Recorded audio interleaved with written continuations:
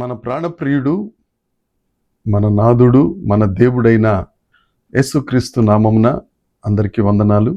దేవునికి స్తోత్రాలు. అతి సుందరుడైన దేవుడు, అతి ప్రాణప్రియుడైన యేసుక్రీస్తు ప్రభువు మనలందరినీ ప్రేమించి మరొక నూతన దినమును మన జీవితములలో ప్రవేశపెట్టిన దేవునికి, అనుగ్రహించిన దేవునికి సమస్త మహిమ, ఘనత, ప్రభావములు చెల్లునుగాక. ఆ గొప్ప దేవుడు ఈ నూతన దినములో మనకు అనుగ్రహించిన దేవుని యొక్క వాగ్దానము, కృపావార్త. ద్వితీయోపదేశ కాండము 8వ అధ్యాయము 7వ వచనము. నీ దేవుడైన యెహోవా నిన్ను మంచి దేశములో ప్రవేశపెట్టును. అది నీటివాగులను, లోయలలో నుండి, కొండలలో నుండి పారు ఓటలును, అగాధ జలములు గల దేశము. దేవునికి స్తోత్రం కలుగునుగాక, దేవునికి మహిమ కలుగునుగాక. ఎంత మంచి వాగ్దానం అండి. మన దేవుడు మనలను మంచి దేశంలో ప్రవేశపెట్టే గొప్ప దేవుడు. ప్రపంచంలో ఉన్న ఒక్కొక్క దేశానికి ఒక్కొక్క ఉన్నతమైన స్థితి ఉంటుంది. ఒక భక్తుడి దగ్గర దేశాలన్నిటిలో మంచి దేశం ఏంటి అని అంటే, ఆ భక్తుడు చెప్తాడు, పరలోకాన్ని మించిన మంచి దేశం వేరొకటి లేదు. అయితే ఈ దినాన దేవుడు మనకు అనుగ్రహించిన ఈ వాగ్దానంలో, మంచి దేశంలో నేను మిమ్మలను ప్రవేశపెడతాను. ఏమిటి ఆ మంచి దేశము?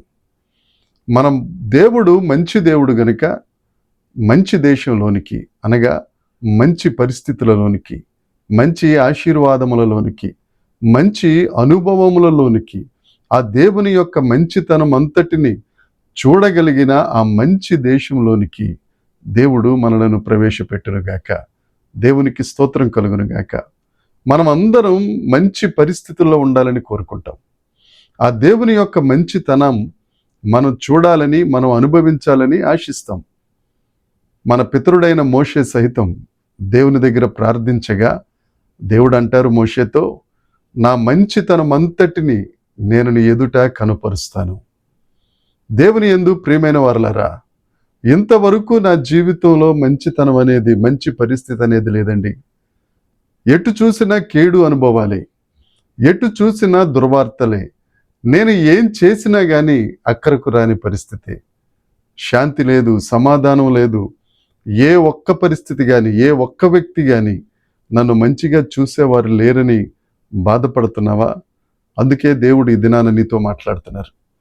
నీ పరిస్థితులన్నిటినీ మార్చి నీకు తన మంచితనమును చూపించి మంచి దేశంలోనికి, అనగా ఉన్నతమైన మంచి పరిస్థితులలోనికి, ఉన్నతమైన ఆశీర్వాదపు అనుభవములలోనికి ఆ గొప్ప దేవుడు నిన్ను నడిపించడానికి ఇష్టపడుతున్నారు. అంతేకాదు, ఆ మంచి దేశంలో, ఆ మంచి పరిస్థితులలో నీటి వాగులు గలవట. 23వ కీర్తన 6వ వచనంలో దావీదు గారు అంటారు కదా, కృపాక్షేమములు నా వెంట వస్తాయి. ఇంగ్లీష్ బైబిల్లో ఉంటుంది, మై గుడ్నెస్. ఆయన మంచితనం మన వెంట వస్తుంది. దేవుని యందు ప్రియమైన వారలారా, నువ్వు దేవుణ్ణి నమ్ముకుంటే, ఆ దేవుని మీద ఆనుకుంటే, ఇంతవరకు నీ పరిస్థితి ఎలా ఉందో, ఒకవేళ అస్తవ్యస్తం అయిపోయిందో, చింపబడిన విస్త్రాకులాగా అయిపోయిందో, నువ్వు దేవుని దగ్గర ఆనుకుంటే, దేవుని మీద ఆనుకుంటే, నీ పరిస్థితులన్నిటినీ మార్చే మంచి దేవుడు, ఆయన మంచితనమును నీకు చూపించే గొప్ప దేవుడు. ఆ నీటి వాగులలో, సర్వ సమృద్ధిలో, నీటి వాగులు అనగా పరిశుద్ధ లేఖనాల అర్థ ప్రకారం ఆయన వాక్యంతో, ఆయన ఆత్మతో నిన్ను నమ్మునుగాక, నిన్ను నింపునుగాక. అంతేకాదు, అది కరువు లేని దేశము, అది మంచి దేశము, అది నీటి వాగులు కలిగిన దేశము. అంతేకాదు, మూడవది, అది కరువు లేని దేశం. ఎన్నాళ్ళు నువ్వు ఏ కరువుల్లో ఉన్నావో, ఆర్థిక లేమి వలన కరువేమో, అనారోగ్యం వల్ల కరువేమో, నీకంటూ ఎవరు తోడు లేక తోడు లేని కరువేమో, వీటన్నిటి నుండి దేవుడు నిన్ను విడిపించి మంచి పరిస్థితుల గుండా నడిపిస్తూ, మంచి ఆశీర్వాదాలు ఇస్తూ, సర్వ సమృద్ధిని శారీరకంగాను ఆత్మీయంగాను మంచి అభివృద్ధిని నీకిస్తూ, నీకున్న కరువులన్నిటిలో నుండి విడిపించగలిగిన సమర్థుడు ఈ దినాన్ని నీతో వాగ్దానం చేస్తున్నారు. ఆయనను నమ్ముకుంటే, ఆయన వైపు చూస్తే నీ పరిస్థితులన్నిటిని మార్చి మంచి స్థితిలోనికి దేవుడు నిన్ను నడిపించునుగాక. మోయాబు దేశంలో కరువు వచ్చింది. ఆ కరువు రాగా నయోమి, రూతు బెత్లెహేముకు ప్రయాణమై వచ్చారు. అప్పుడు ఆ బెత్లెహేములో యవల పంట పండే కాలం, అంటే సర్వ సమృద్ధి కలిగిన కాలంలో కరువులో నుంచి నయోమి, రూతు వచ్చారు. బోయజు గారితో వారికి సంబంధం, వారికి బంధం ఏర్పడింది. యేసుక్రీస్తు ప్రభు వంశావళిలోనికి, కరువులో నుండి సర్వ సమృద్ధిలోనికి, సర్వోన్నతుని వంశంలోనికి రూతు రాగలుగుటకు ఆ గొప్ప దేవుడు కృప దయచేశారు. రూత్ ఎప్పుడు అట్టి విధంగా ఆలోచించుండదు. నువ్వు ఆలోచించలేని కార్యాలు. రూతు పరిస్థితి బాగోలేదు.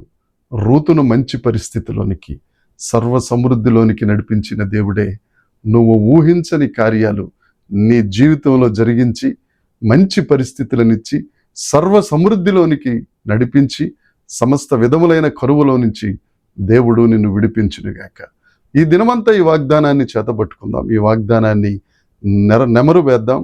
దేవుడు నీ జీవితంలో ఈ వాగ్దానములన్నిటినీ ఆమేనని జరిగించునుగాక. దేవుడు నిన్ను దీవించునుగాక. కళ్ళు మూసుకుందాం, ప్రార్థన చేస్తాను.